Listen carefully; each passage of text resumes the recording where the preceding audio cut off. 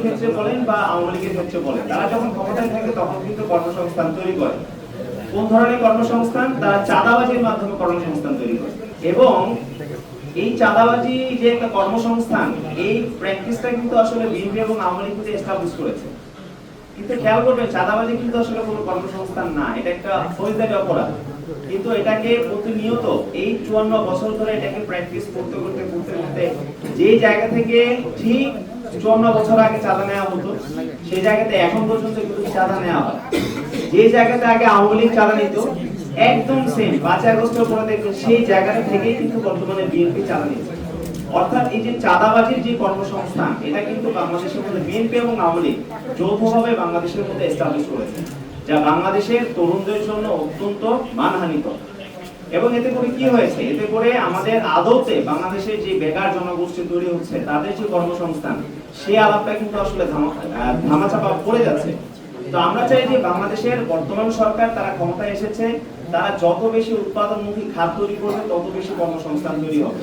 তারা যত বেশি তরুণদের উদ্যোক্তা, যারা উদ্যোক্তা যারা রয়েছেন, তাদের দিকে তারা যত বেশি ফোকাস দিবেন, এটা বাংলাদেশের জন্য তত বেশি লাভজনক হবে। কারণ একটা দেশের তরুণ জনগোষ্ঠী, বিশেষ করে বাংলাদেশের মতো একটা দেশ, যে দেশে মুক্তিযুদ্ধ হয়েছে, যে দেশের তরুণরা মুক্তিযুদ্ধ করে একটা দেশকে স্বাধীন করেছে, সেই দেশের তরুণদের স্পিরিটটাকে সরকারকে বুঝতে হবে যে আমরা জুলাই গণঅভ্যুত্থানে রক্ত দিয়েছি, জীবন দিয়েছি এই দেশটাকে ফ্যাসিবাদ মুক্ত করার জন্য, এই দেশটা যেন মেরামত যেন হয় সেজন্য।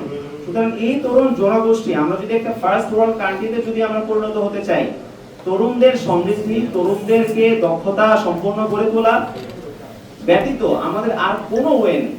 সুতরাং সরকার যেন সেদিকে যেন দৃষ্টি রাখে। কিন্তু আমরা 5 আগস্ট পরবর্তী সময় একটু গভীরভাবে খেয়াল করলাম যে এই রাষ্ট্রে কিছু গলদ আছে, যে গলদগুলো আসলে 54 বছরে এটাকে আসলে ভাঙা হয়নি। খেয়াল করবেন, বাংলাদেশে কিন্তু একটা মন্ত্রণালয় আছে, এটা হয়তো আপনারা জানেন, এটার নাম যুব ও ক্রীড়া মন্ত্রণালয়।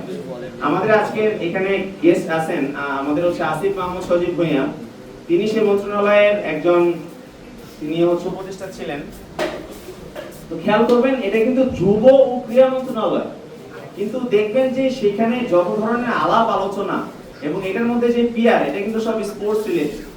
মানে আপনাকে খেলার ছলে একটা দেশের 40% যুবক, একটা দেশের 40% তরুণ, তাদের যে সংকটগুলো আছে সেই সংকটগুলোকে ভুলিয়ে রাখা হয়।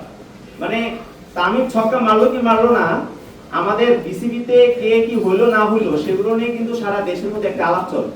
কিন্তু সেই মন্ত্রণালয়ের কিন্তু দায়িত্ব বাংলাদেশের যুব সমাজকে নিয়ে কাজ করা, যুব সমাজের প্রধানতম যে সংকটগুলো আছে সেই সংকটগুলো নিরসনের কাজ করা। কিন্তু দেখবেন যে বাংলাদেশ রাষ্ট্রের অভ্যুদয়ের পর এখন পর্যন্ত ক্রিকেট নিয়ে যেই পরিমাণ আলাপ আলোচনা হয়েছে বা আমাদের খেলাধুলা নিয়ে যেই পরিমাণ আলাপ আলোচনা হয়েছে, ওই মন্ত্রণালয় থেকে যুব সমাজকে নিয়ে সেই ধরনের কোনো উদ্যোগ এখন পর্যন্ত আমরা দেখতে পাইনি।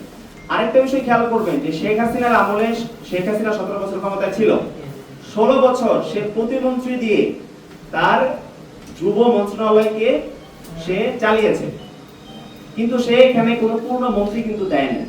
এবং আমরা আশ্চর্যজনকভাবে খেয়াল করলাম যে এই বিএনপি সরকারও ক্ষমতায় আসার পরে সেখানে কিন্তু কোনো পূর্ণ মন্ত্রী দেয়নি, সেখানে একজন প্রতিমন্ত্রী দিয়েছে। অর্থাৎ এই সেক্টরটাতে একটা পূর্ণ মন্ত্রী দেওয়ার মতো আগ্রহ বা জরুরত এটা সরকারের পক্ষ থেকে আসে না। এটা কেন আসলে আসে না? এটা একটা রাজনৈতিক কারণ।